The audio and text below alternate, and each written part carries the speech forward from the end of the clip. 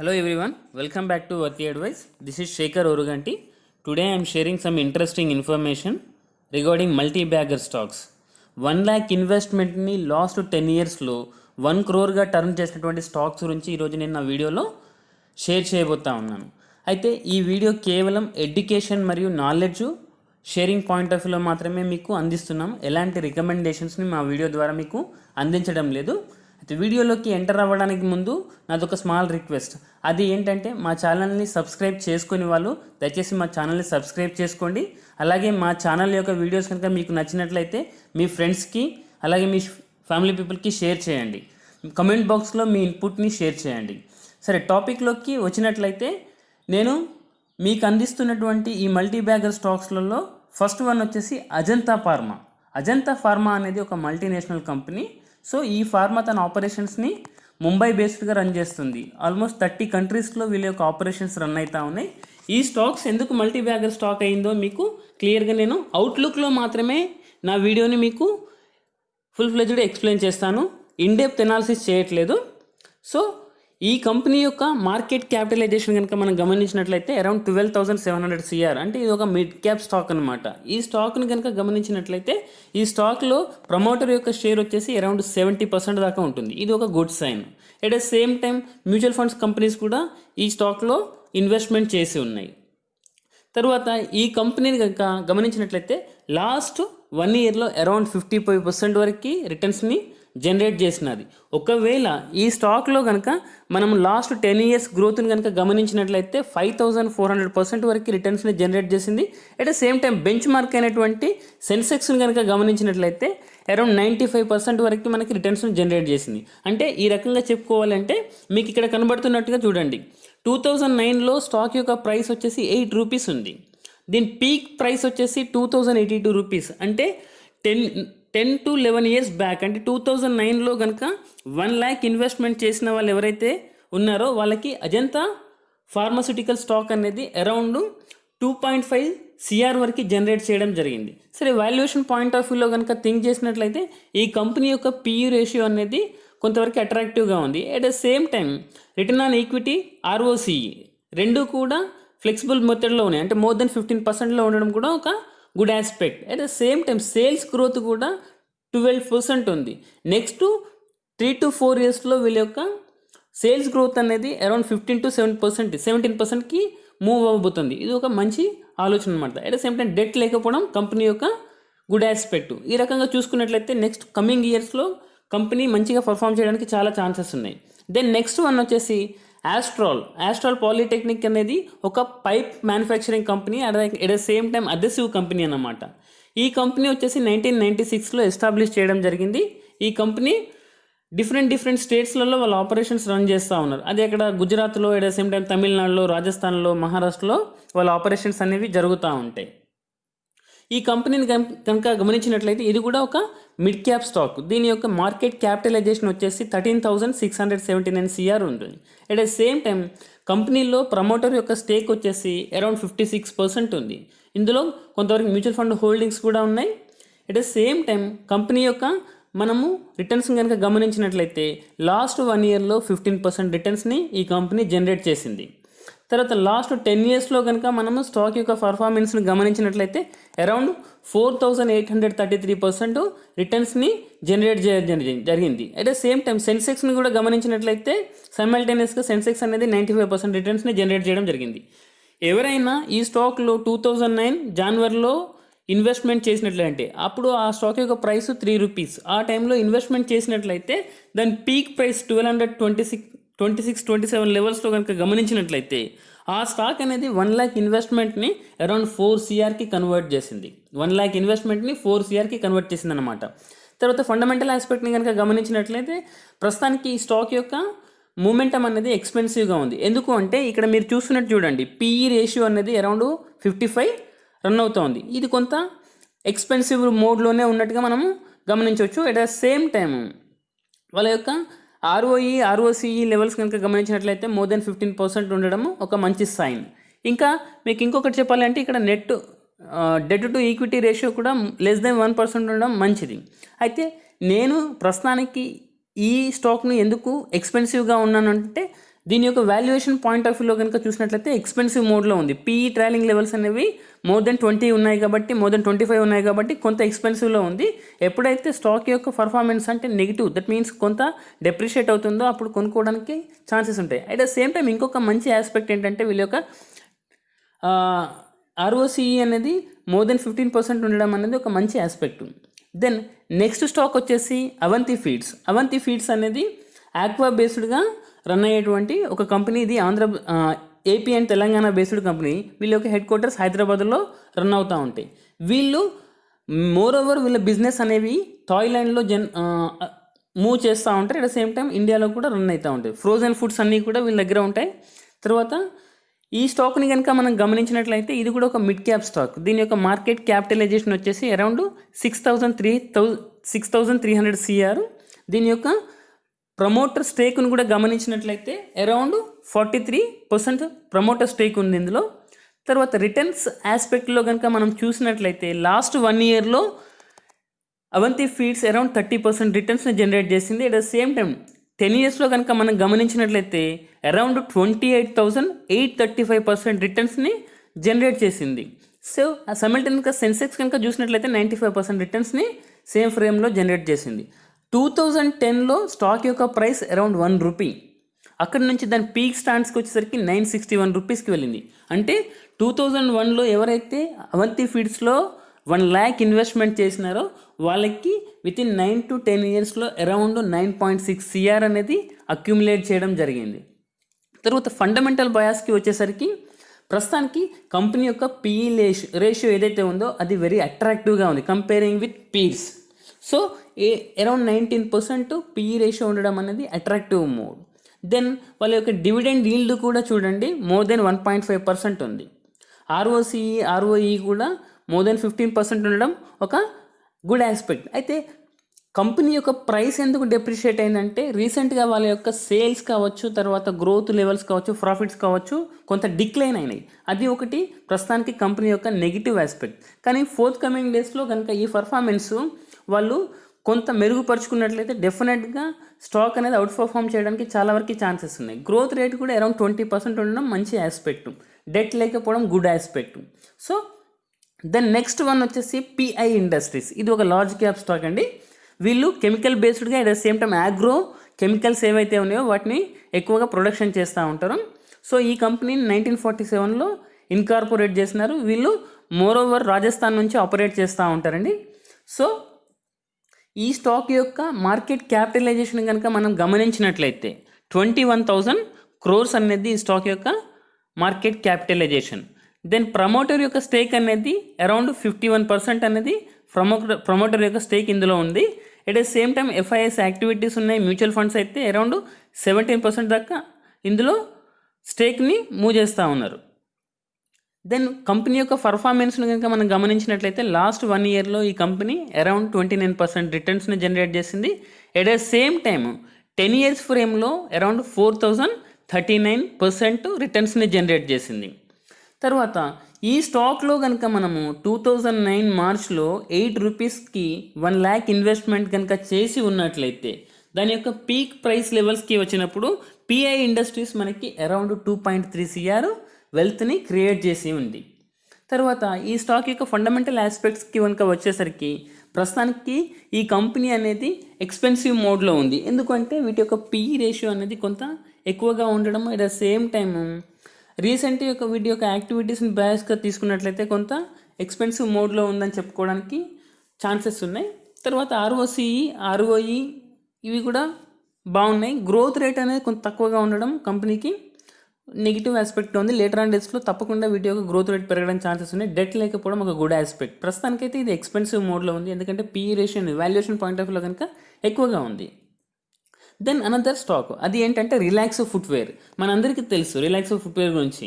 So వీళ్ళు 1976 నుంచి ఈ బిజినెస్ ఆపరేట్ చేస్తూ ఉన్నారు. ఈ స్టాక్కి సంబంధించినటువంటి కొన్ని బ్రాండ్స్ మనకు తెలుసు. అవి ఏంటంటే స్పార్క్ మనకు తెలుసు, ఫ్లైట్ తెలుసు, అట్ ద సేమ్ టైం హవాలీ షూస్ కూడా మనకు తెలుసు. సో ఈ స్టాక్ యొక్క మార్కెట్ క్యాపిటలైజేషన్ కనుక గమనించినట్లయితే ఈ స్టాక్ యొక్క మార్కెట్ క్యాపిటలైజేషన్ అరౌండ్ 16,000 crores అనేది ఉండేది. ఇది కూడా ఒక మిడ్ క్యాప్ స్టాక్. ఇందులో ప్రమోటర్ స్టేక్ అనేది అరౌండ్ 71% ఉంది. ఇది ఒక గుడ్ సైన్ అండి. At the same time mutual fund holdings ఉన్నాయి. ఎఫ్ఐఎస్ యొక్క యాక్టివిటీ కొంచెం తక్కువగా ఉంటుంది ఇందులో.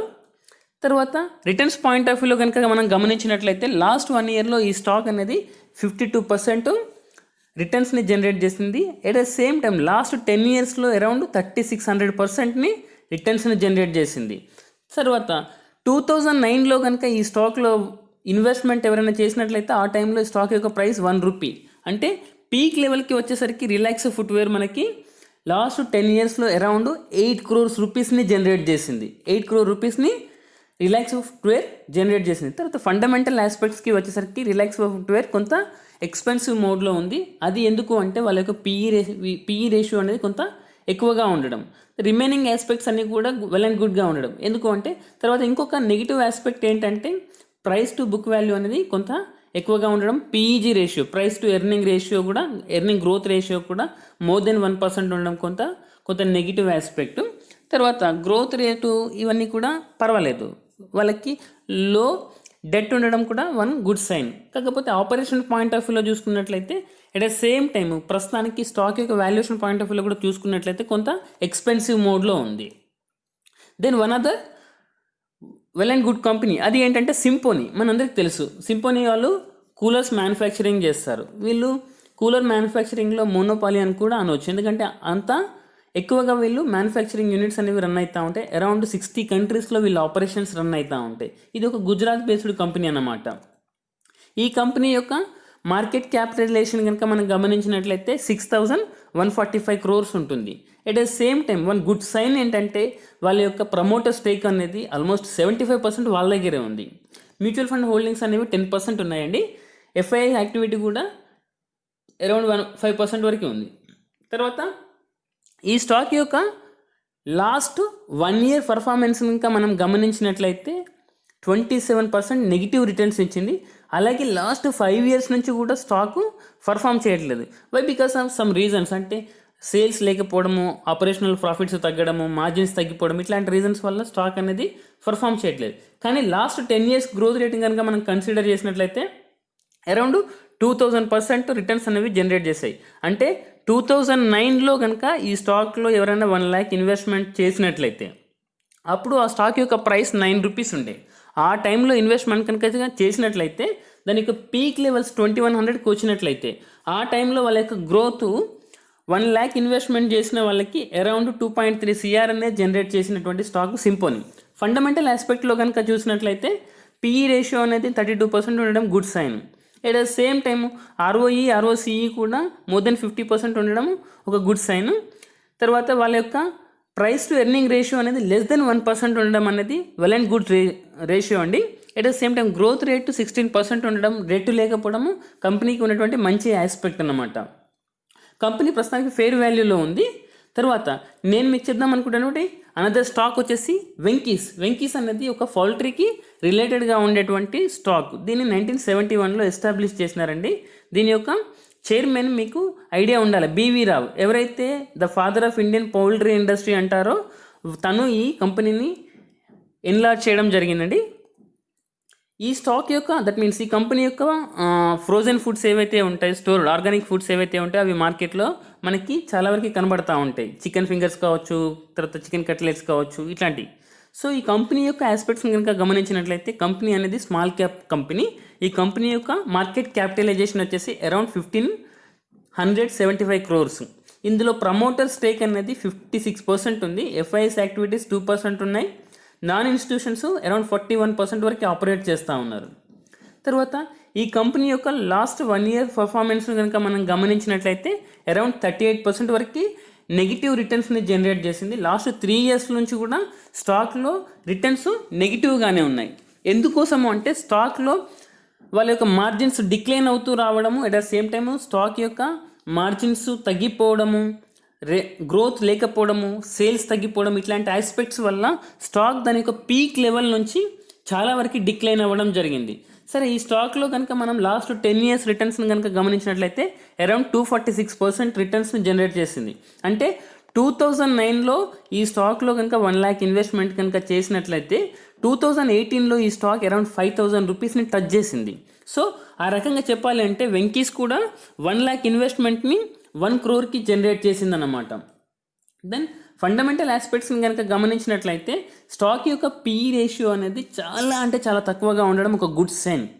ఇలా సేమ్ టైము వాళ్ళ యొక్క ఆర్ఓసిఈ అనేది మోర్ దెన్ 15% ఉండడం ఒక మంచి ఆస్పెక్ట్గా మనము గమనించవచ్చు. డెట్ అనేది కూడా వీళ్ళ దాంట్లో చాలా తక్కువగా లెస్ దెన్ 1% ఉండడం అనేది కూడా మంచి ఆస్పెక్ట్. తర్వాత ఇంకొకటి ఏంటంటే వీళ్ళకి ఉన్నటువంటి పిఈజీ rate, price to earning growth అనేది లెస్ దెన్ 1% ఉండడం, book value, price to book value కూడా లెస్ దెన్ 1% ఉండడం అనేది కొంత నైస్ ఆస్పెక్ట్. తర్వాత ఇంకొక విషయం ఏంటంటే ఈ పర్టికులర్ స్టాక్లో ప్రాబ్లం ఏంటంటే వాళ్ళ యొక్క సేల్స్ డిక్లైన్ అవుతూ రావడం, గ్రోత్ రేట్ తగ్గిపోవడం. ఎట్ ద సేమ్ టైం వీళ్ళకున్న పాజిటివ్ ఆస్పెక్ట్ ఏంటంటే పౌల్ట్రీ ఇండస్ట్రీలో ఎక్స్పోర్ట్స్ చేసినటువంటి కంపెనీలో మోనోపాలీ కంపెనీ అని చెప్పేసి వెంకీస్ని మనం అనుకోవచ్చు.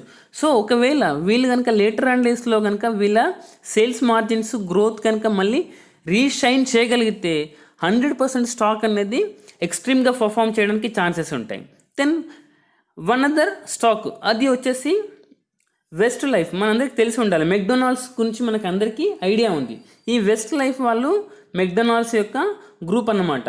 సో వీళ్ళు ఇండియాలో ఆల్మోస్ట్ 300 రెస్టారెంట్స్ని ఆపరేట్ చేస్తూ ఉన్నారండి.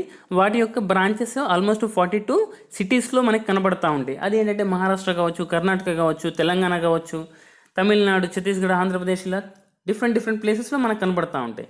సరే, ఈ స్టాక్ కూడా ఒక స్మాల్ క్యాప్ స్టాక్. దాని యొక్క మార్కెట్ క్యాపిటలైజేషన్ వచ్చేసి 4,786 crores. ప్రమోటర్ స్టేక్ వచ్చేసి అరౌండ్ 60% వరకు ఇందులో ఉంది. ఈ కంపెనీలో ఇన్సూరెన్స్ కంపెనీస్ ఇన్వెస్ట్మెంట్ చేసినాయి. At the same time mutual fund companies కూడా అరౌండ్ 11% వరకు ఇన్వెస్ట్మెంట్ చేసినాయి. ఎఫ్ఐఎస్ యాక్టివిటీస్ కూడా అరౌండ్ 12% వరకు ఉండడము ఒక గుడ్ ఆస్పెక్ట్. తర్వాత కంపెనీ యొక్క పర్ఫార్మెన్స్ను కనుక మనం గమనించినట్లయితే లాస్ట్ 1 yearలో 4% రిటర్న్స్ని జనరేట్ చేసింది. లాస్ట్ 10 yearsలో స్టాక్ 9,155% రిటర్న్స్ని జనరేట్ చేసింది.